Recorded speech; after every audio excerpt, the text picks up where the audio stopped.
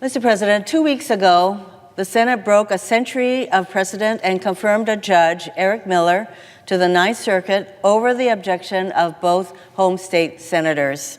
Last week, the Majority Leader filed cloture on 2 Circuit Court nominees, Paul Mady for the Third Circuit and Naomi Rao to replace Brett Kavanaugh on the D.C. Circuit.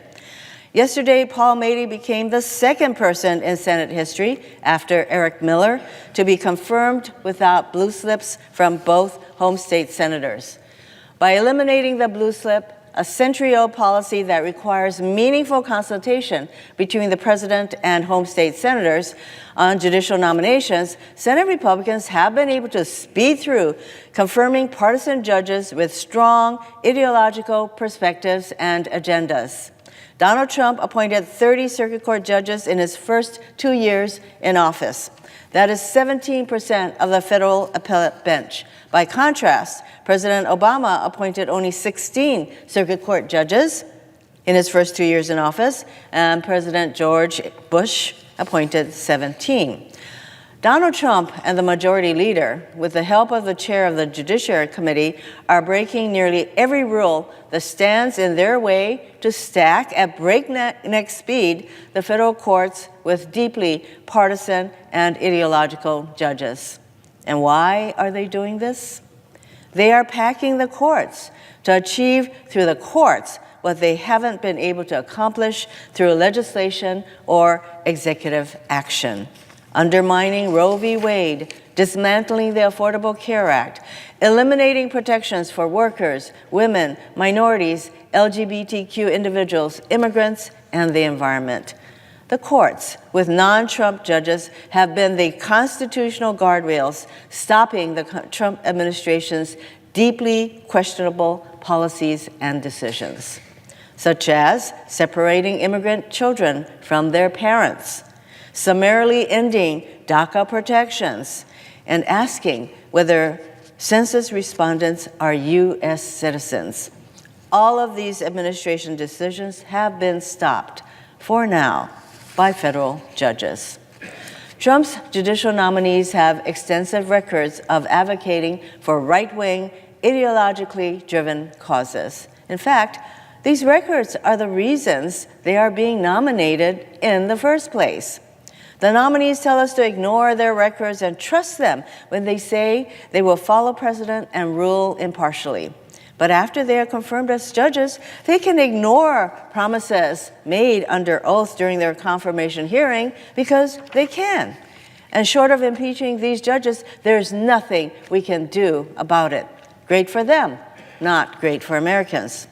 By the way, the average Trump judge tends to be younger, less diverse, and less experienced.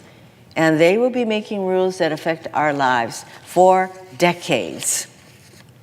This week, we are considering yet another Trump nominee, Naomi Rao, who should make us seriously ask how far the Majority Leader is willing to go to let Donald Trump pack the courts with extreme nominees and undermine the independence and impartiality of the federal judiciary. Naomi Rao is a nominee who has not only expressed offensive and controversial views in her 20s, but she has also continued to make concerning statements as a law professor. And her recent actions as Donald Trump's administrator of the Office of Information and Regulatory Affairs, OIRA, have shown that her controversial statements from her 20s cannot be ignored as merely youthful indiscretions. At the hearing, I asked her why, as a law professor, she defended dwarf tossing by arguing that a ban on dwarf tossing, as quote to quote her, coerces individuals to accept a societal view of dignity that negates the dignity of an individual's choice to be tossed. Does she seriously believe that dwarfs who are tossed do not share a societal view of dignity, that being tossed is an affront to human dignity? Ms. Rao asserted she was only talking about a particular case and not taking a position one way or another on these issues. It's hard to understand what distinctions she's making, but describing a ban on dwarf tossing as coercion, as not coercion, is bizarre, especially coming from someone who purports to worry about the dignity harm caused by affirmative action or diversity in education programs. When I asked her about the strong ideological perspectives reflected in her writings and public statements, she claimed that she, quote, comes here to this committee with no agenda and no ideology, and she would strive, if she were confirmed, to follow the law in every case, end quote. Ms. Rao would have us ignore all of her controversial statements and positions and simply trust her blanket assertion that she has no agenda or ideology. In this, she is like the other Trump judicial nominees. As a college student, Ms. Rao criticized environmental student groups for focusing on, to quote her once again, 3 major environmental boogeymen: the greenhouse effect, the depleting ozone layer, and the dangers of acid rain. They're all 3 theories have come under serious scientific attack, end quote.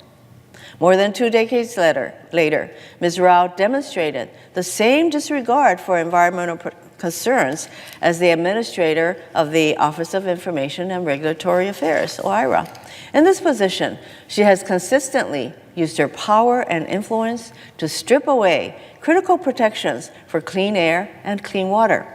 For example, Ms. Rao supported efforts to replace the Clean Power Plan, which would have reduced greenhouse gas emissions, with a rule that would actually increase air pollution and could lead to up to 1,400 additional premature deaths. Her claim that she would simply follow precedent is also contradicted by her statements and positions relating to racial injustice.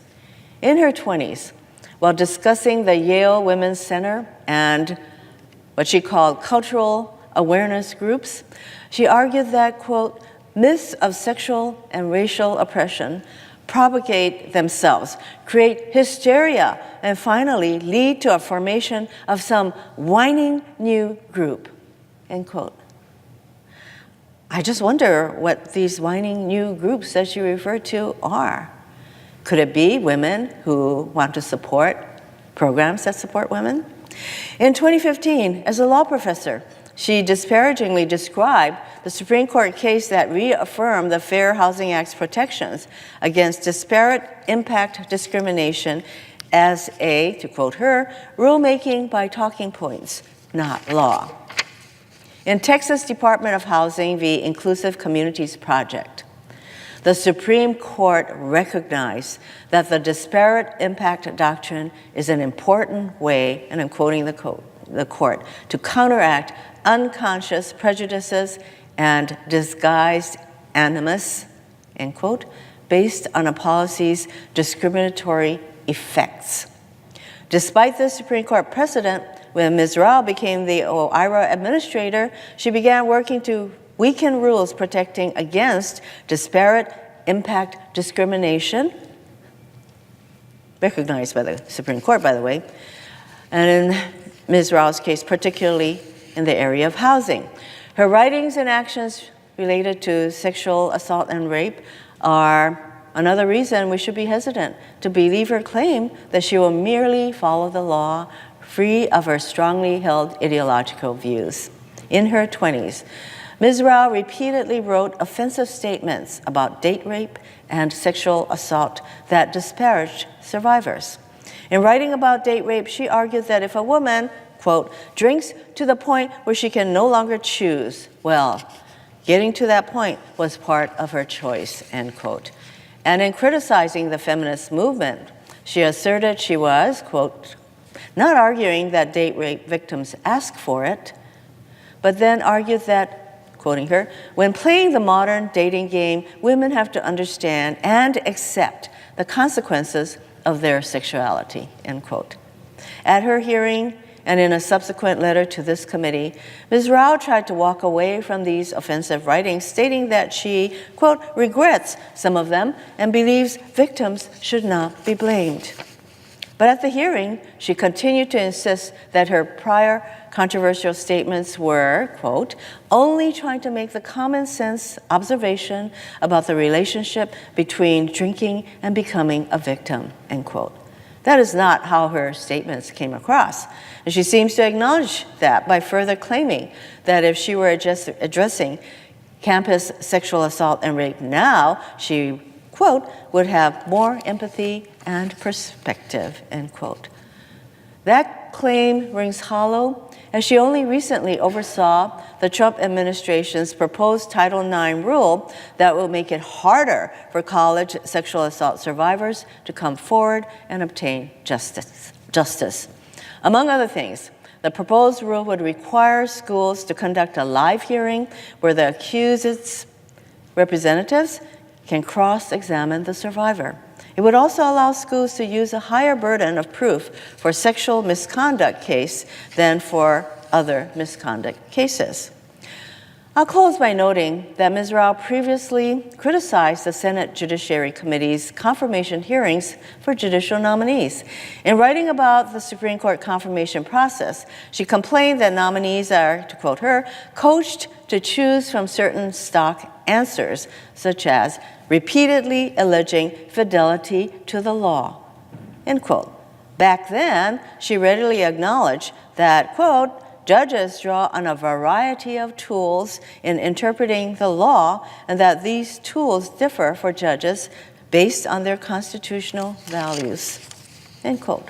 But now that she herself has been nominated to become a judge, she is the one giving the Judiciary Committee the formulaic stock answers that she criticized. Before she became a judicial nominee, she indicated that nominees should be confirmed, quote, should not be confirmed based on incantations of the right formulas without an examination of their actual beliefs, end quote. And we should hold her to her own words. An examination of Ms. Rao's record and actual beliefs show that the controversial views she held in her 20s are not so different from her statements and actions as a legal professional. That is why I will be voting against Ms. Rao's nomination, and I strongly urge my colleagues to do the same.